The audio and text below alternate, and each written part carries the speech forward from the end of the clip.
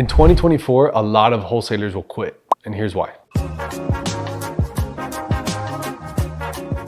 So if you don't know who I am, my name is Raul Balufe. I've been a real estate investor for over 10 years out of South Florida. We've flipped hundreds and hundreds of homes between wholesales, fix and flips, long-term rentals, short-term rentals. And the purpose of this channel is to share with you all the mistakes that I wish I would have learned so that you don't make them and you can make more money in less amount of time. For wholesaling, what I've noticed is that the current real estate market is difficult in the sense of sellers have not caught up to what is happening in the real market, and the buyers are foreseeing a big slowdown. Whether that's true or not, nobody really knows, but this kind of reminds me of right when COVID happened. Buyers were like, this is the end of the world. The prices are gonna go way down. I am not buying any properties unless it's extremely cheap. And the sellers still thought that their property is worth the most possible. And what I've noticed is that the news takes about 3 to 6 month lag time before it hits the sellers. And basically what I noticed in the wholesale market currently is that the cost per acquisition and the cost per lead is getting really high, but the closing percentage is getting lower, meaning it's taking a lot more contracts to close the same amount of deals. That's because realtors are getting desperate, buyers are getting desperate. So what does that mean is that they were going to do whatever they can to take the deal away from you. Meaning if you have it under contract, all these different parties, mortgage people, other buyers, other investors in the area, they're all trying to take when you're doing all the marketing and all the work. So I've seen that happen a lot, which has made us close on more and more properties, which is fine. But I think that experienced wholesalers are gonna stop wholesaling because of this, because the numbers are gonna be a little bit trickier to work. Yesterday, I was talking to one of my friends, James, that he's been a big wholesaler for, I think he's been doing it maybe 15, 16 years out of Jacksonville. And we've been talking about kind of the state of the market and what's going on. And we always network and mastermind about things. And he was telling me that, after being in the business for that long, he has way more experience than me. He said, the way that this is going is that we now have to be home buyers. The biggest players in the game are going to have to stick to certain markets and actually buy houses. Do it quickly, do it efficiently, do it without marketing to buyers. Basically,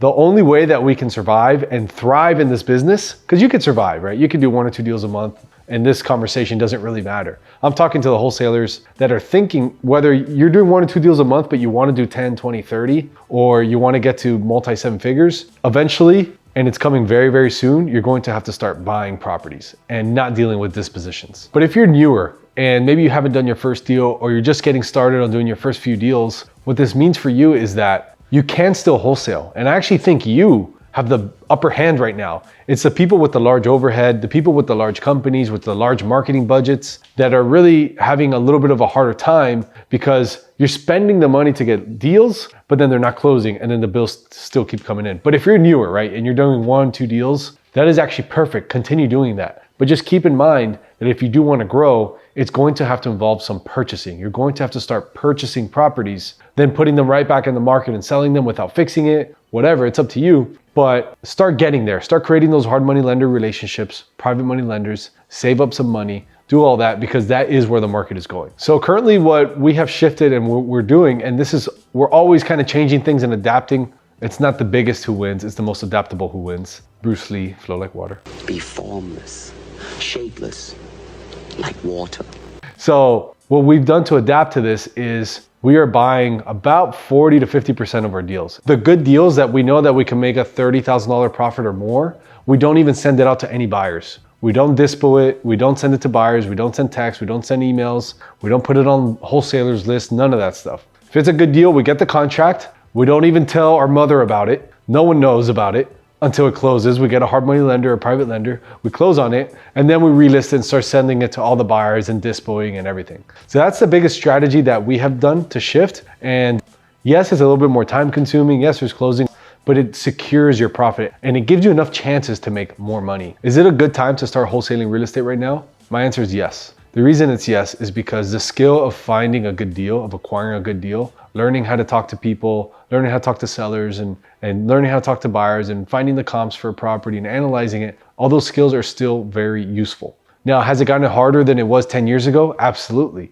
But is it still a good time to start? Yes, I absolutely think you should. Get in the game, learn it. Don't be taken back if things don't move as fast as you think. That's okay, be patient, get that first deal done and then move forward. When it comes to the experienced wholesalers, I've seen a lot of them quit. And I wanna reframe this to you, or really so you can think about it another way. sometimes a lot of these wholesalers are not quitting, they're restructuring themselves, they're upgrading, they're doing something different.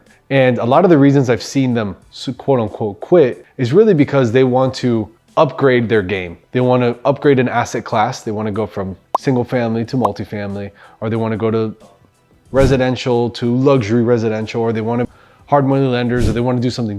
And there's actually nothing wrong with that. And the reason I'm seeing it a lot right now is because as it tightens, typically these wholesalers have become smarter people. They have become business people who have to invest a lot of money in marketing and sales, hire teams and stuff. So those skills can transfer to different things. For some people, it's not always the smartest decision, but I'm seeing a lot now because as things tighten, our goal is to find and be in a business model that's very profitable. And if the business model is not becoming very profitable, now it's time to move on to something else, or it's time to change the business model a bit. So I've been seeing that a lot going on now as the marketing money has gone up, as the deals have gone down, as a lot of things have shifted and people have shifted their mentalities. This is what's been going down, and a lot of experienced people are catching on and they're moving on to bigger and better things. My recommendation for 2024, no matter what your skill is to focus on markets, focus on specific deals, and learn and find money to be able to buy them. That is very specific to the wholesaling. And if you're new, just keep getting involved, keep doing, keep learning. There is still a lot of money to be made, a lot of freedom to be had. Let me know in the comments where you're at on your journey, what you think, what is the best 2024 plan, what you think is gonna happen. Let me know, I read the comments, I'll reply. So I appreciate you guys watching this video, and I'll see you on the next one.